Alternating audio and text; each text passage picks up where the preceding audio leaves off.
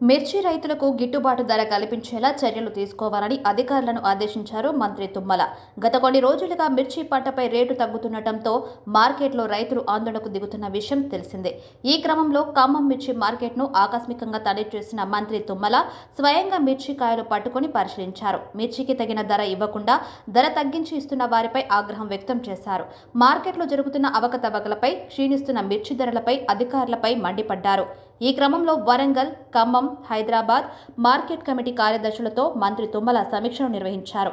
మిర్చి పంట ధరలు తగ్గడంపై కారణాలు అడిగి తెలుసుకున్నారు. ధరలు ఎందుకు తగ్గుతున్నాయో రైతులకు మైకుల ద్వారా అవగాహన కల్పించాలని అన్నారు. మార్కెట్ యార్డ్లో ఎలాంటి అవాంఛనీయ ఘటనలు జరగకుండా మిర్చి కొనుగోలు జరపాలని అధికారులను మంత్రి ఆదేశించారు.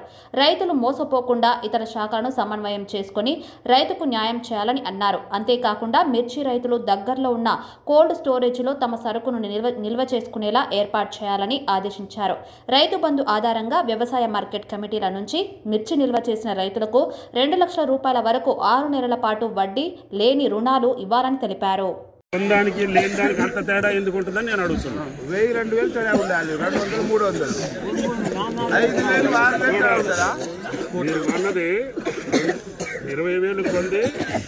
కేవలం 34 లాట్లు కొన్నారు. 17,000 కొన్నాయి మట్టికి 393 లాట్లు కొన్నారు. ఏంటంటే మస్తు ఉంది, తెలపరం ఉంది, మెత్త ఉంది, తెలపరం ఉంది, తేవ ఉంది.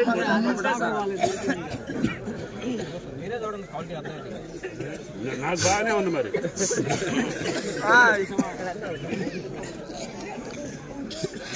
ఆఫీసర్లో చెక్ చేసేది ఎవడు? క్వాలిటీ చెక్ చేసేది ఎవడు? మళ్ళీ పేసి పెడతారు సార్. మళ్ళీ కోసినప్పుడు కాడ పెట్టిన తర్వాత మళ్ళీ పేసి పెడతారు. ఈ వద్దని వదిలి పెడతారు, ఇరిపోతారు. ఇక మళ్ళీ పేసి పెడతారు సార్. అయిపోయింది కదా 18 నెలలకు. ఇక వద్దు మాకు, ఇక 2 రోజులు తీయాలి, ఇక 3 రోజులు తీయాలి చెప్తాను మేడం గారు. పేసి పెట్టద్దు మళ్ళా చెప్తారు కదా. పేసి పెడతారని ఇక్కడ వచ్చినోడు మళ్ళీ పట్టుకోవాలి.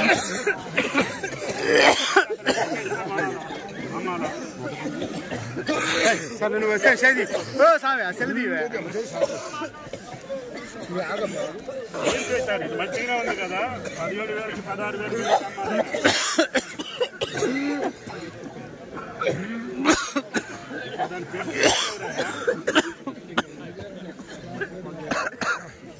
ఏంటి ఇక్కడ?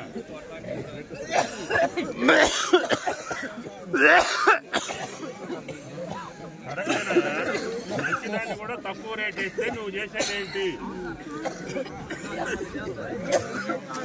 ఇన్ని వేల మందిలో ఎవడు నువ్వు ఏడంటావు, నేను ఏడు చెప్పాలి, నువ్వు ఏమంటావు? నువ్వు ఇప్పుడు దీన్ని ఏం చేస్తావు నాకు చెప్పు. 400 రూపాయల కూలి చేరిస్తే చేయి